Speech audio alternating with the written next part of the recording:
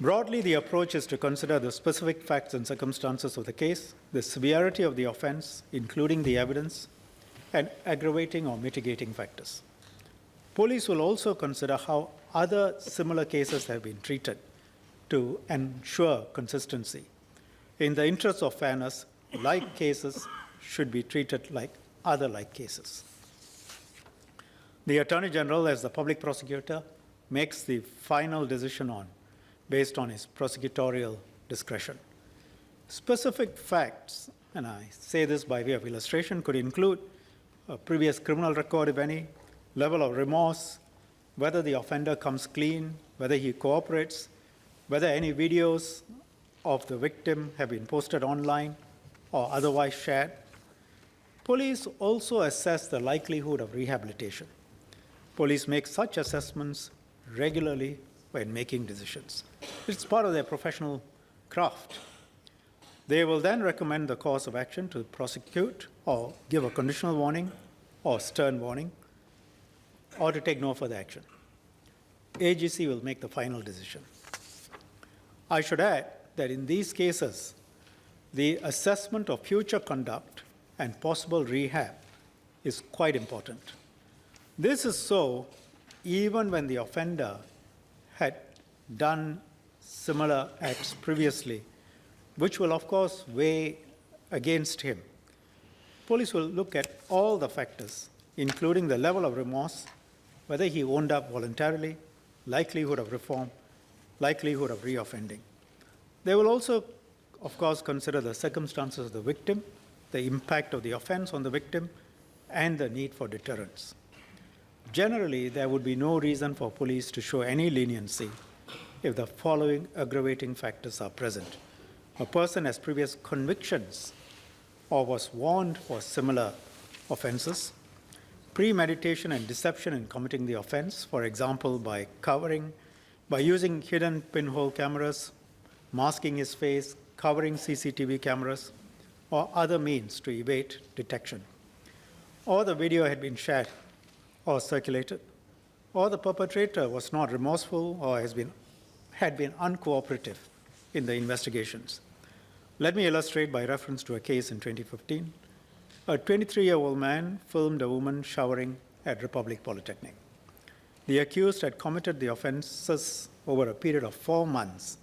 He tried to evade detection by covering his face with a towel, covering up CCTVs in the vicinity, and not own up voluntarily. The man was charged and sentenced for 10 weeks imprisonment. Another illustration, 5 men were jailed between 6 months and 3 years for engaging in serial acts of voyeurism and sharing videos of their victims in an online forum. There have been questions on conditional warning. A conditional warning means offender has been put on notice. He would know that the authorities have enough evidence and are prepared to press charges against him if he does not reform. If he commits a fresh offense during this period, he would be liable to be prosecuted for both the current offense and the subsequent fresh or new offense. In other words, not let off the hook for the earlier offense, he will pay for both. Members have not specifically asked about Mr. Lim's case involving Ms. Baey. Let me nevertheless point some of the facts out by reference to the broader position I put out. Mr. Lim is on thin ice with this conditional warning. The factors that were taken into account in his case were set out in the police statement. If he offends within the period of 12 months, he will be charged for the offense relating to Ms. Baey and the new offense. The case has been dealt with, so it is therefore best that I do not go into it in detail on the factors. But briefly, there were factors which could have justified charging him. The primary one, of course, being that he had done something very wrong. These factors were weighed against other factors which would justify giving him another chance. Police weighed both sets of factors and decided that a conditional warning was appropriate. It was one of those cases, quite usual, normal for police, where the decision was based on judgment. Police assessed him to be remorseful and likely to reform. He confessed voluntarily within minutes of the offense being committed and well before any police report was made. He was cooperative with the police. He had not circulated the video. That had been deleted. Other factors have also been mentioned in the police statement. A conditional warning has been an effective deterrent for offenders who have had good propensity to reform, even after the stipulated crime-free period. And the warning remains an internal record for calibrating future prosecutorial decisions.